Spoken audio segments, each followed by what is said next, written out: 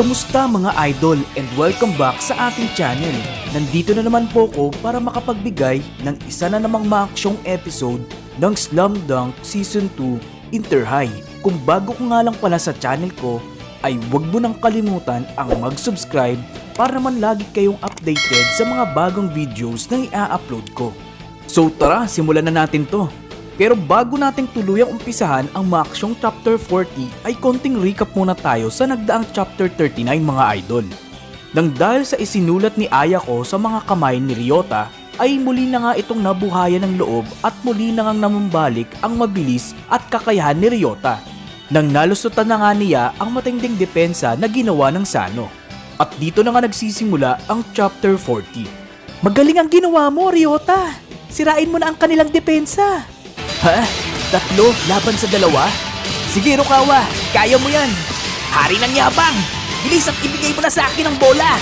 Hindi ako nakakahawak ng bola simula pa kanina. Kailangan ko nang gamitin ang pagkakataong ito para bumaliktad ang laro. At hindi na nga nag-aksaya pa ng oras si Rukawa at agad na nga itong tumalon para isalaksak ang bola. Ngunit mabilis ang naging pagkilos ni Masashi, kaya naman napigilan na nga niya dyan si Rukawa at nasupalpal nito ang bola na agad namang ikinagulat ng mga manlalaro ng Shohoku. Pero dahil nga sa kagustuhan ni Sakuragi na mahawakan ang bola ay agad namang tumalon ito para makuha ito muli. Hari ng yabang, kanina ko pa sinasabi sa'yo na ibigay mo sa akin ang bola eh. Huh? Ang liksi niyang kumilos ah. At tuluyang na nga nakuha ni Sakuragi ang bola habang ang lahat ng manlalaro ay nakatingin sa kanya. Ha? Nakuha ni Sakuragi ang bola? Sa wakas, nahawakan ko na rin ang bola. Panoorin ninyo ang aking mabilis na pag-jump shot. Gunggong ka, Hanamichi! Ipasa mo yung bola! At nang ititira na nga dyan ng ating henyo na si Sakuragi ang bola, ay agad na magdumepensa si Masashi para mapigilan nga ang gagawing jump shot nito. Na talaga namang ikinagulat ni Sakuragi. At gaya nga ng ginawa ni Masashi kay Rukawa ay nasupalpal niya nga rin ang gagawing pagpuntos ni Sakuragi. Samantala, habang ang bola ay tumatalbog papalayo ay nakuha naman ito ni Akagi. Habang si Sakuragi naman dyan ay naiinis na nakatingin kay Masashi. Ayos lang yan, huwag kayong mag-alala. Ngayon ang kailangan nating gawin ay makakuha kahit 1 puntos lamang. At habang hawak na nga ni Akagi ang bola ay nakatingin ito kay Masashi. Sa kabilang banda naman ay nanonood rin ang coach at manlalaro ng Shinta University. Para makapasok ang kupunan ng Shohoku sa pang-8 round ay mukhang mahihirapan talaga muna sila. Sa pangalawang laban pa lang nila ay kailangan na nilang agad harapin ang malakas na kupunan ng Sano. Kahit matalo pa sila, gusto ko pa rin kunin si Akagi at nakakasigurado na ako dito. Subalit ano kayang klaseng paraan ang gagawin niya para talunin si Masashi ngayon? Yun ang gusto kong malaman. Sa husay ni Akagi, malamang magiging magaling na center player siya kapag nasa college na siya ngayon. Pero kung si Masashi ay nasa college na rin ngayon, malamang siya pa rin ang magiging number 1 center sa Shintai. So balik naman tayo sa laban ng Shohoku at ng Sano. Mahigpit na nga ang pagbabantay na ginagawa ni Masashi dyan kay Akagi. Kaya naman ang mga manlalaro ng Shohoku na nasa bench ay nagsisigawan na. Kaya mo yan, Captain Akagi! Habang ang manlalaro naman ng kainan ay patuloy pa rin sa panonood. Gusto talaga nilang makapunto si Akagi ngayon ah. Malaki talaga ang tiwala nila sa kanya. Takinori Akagi, isa kang magaling na center talaga sa bansang ito. Habang si Akagi naman dyan ay nahihirapan pa rin gumalaw dahil na nga rin sa higpit na depensa ni Masashi. Kaya naman, napilitan na nga ipasa ni Akagi ang bola papunta kay Mitsui na talaga namang ikinagulat ni Rukawa at ni Sakuragi. Ano na, Gori? Hindi ka ba gagawa ng puntos? Habang si Mitsui naman dyan ay humahanap na nga lang ng pagkakataon para maibalik ang bola kay Akagi. Hanggang sa nakakuha na nga ng pagkakataong muli si Mitsui para maipasa muli ito kay Akagi. Grabe, ang galing ng pasang yun! Habang si Masashi naman dyan ay patuloy pa rin ang mahigpit na pagbabantay kay Akagi. Nagawa niya nang makapasok sa loob! At nang makapwesto na nga sa ilalim ng court si Akagi ay hindi man lang ito makagalaw dahil na nga rin sa ginagawang pagdepensa pa rin ni Masashi. Naku, wala man lang siyang anggulo para makatira!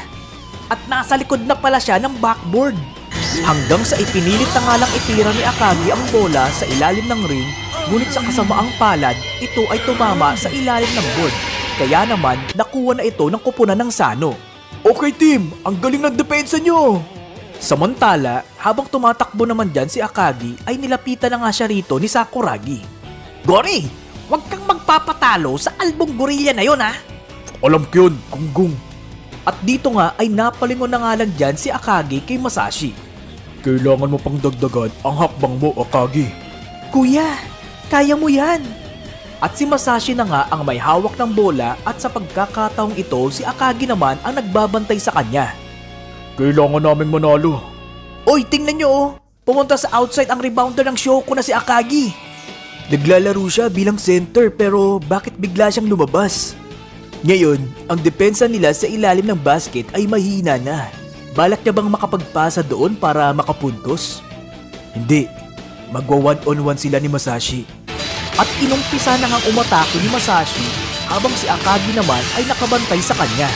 Ngunit sa taglay na bilis din ni Masashi ay nakalusot ito kay Akagi. Kaya naman, ang lahat ng manlalaro ng Shoko ay talaga namang nabigla sa bilis na pinamalas nito.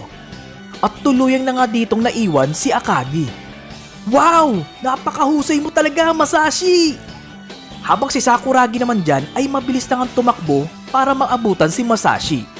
At sa pagtalon ni Masashi, para ma-shoot ang bola, ay sumabay pa nga dito si Sakuragi para pigilan siya. Ngunit sa kasamaang palad ay hindi nga nagtagumpay ang ating bida ng si Sakuragi. Kaya naman, ang slam dunk ni Masashi ay naging matagumpay. At dahil dito, ang mga manlalaro ng Sano ay nagsigawan na ngang muli. Woo! Napakahusay mo talaga, Masashi! Samantala, naiwan na nga nakatulala na nga lang dyan si Akagi sa loob ng court. Habang si Masashi naman ay nilapitan nga si Sakuragi. Hindi mo ko kaya, Gunggong. Habang si Akagi naman ay nakatingin lamang sa sentro ng Sano na si Masashi. Ito ang lalaking kailangan kong talunin. Kaya ko bang gawin yun? At dito na nga nagtatapos ang ating Chapter 40 ng Slam Dunk Season 2 Inter High. Nang dahil sa galing na ipinamalas ng sentro ng Sano na si Masashi ay talaga namang nawala na ng kumpiyansa sa kanyang sarili si Akagi. Magawa pa kaya ni Akagi na makaganti kay Masashi? At makahabol pa kaya ang Shoko sa score ng Sano? Aabangan nating lahat yan sa susunod na kabanata mga idol. Tara, shoutout time muna tayo. Shoutout po kay Ludel Serna, kay Bright One or kay Mark Paes, kay Jack Start, kay John D. Gazala, at kay Kuroto TV. Ayan, maraming salamat po. At sa mga gusto pong magpa-shoutout dyan ay mag-comment lang po kayo sa ibaba at aking pong isisigaw ang inyong mga pangalan sa susunod ko pang mga videos. At kung interesado po kayo sa mga ganitong palabas ay huwag nyo na po sanang kalimutan ang mag-subscribe at i-click ang notification bell para naman maging updated kayo sa mga susunod pa nating mga video. Yun lang po at maraming salamat. Muli po, ako po si Kuya Boy, signing out. Peace!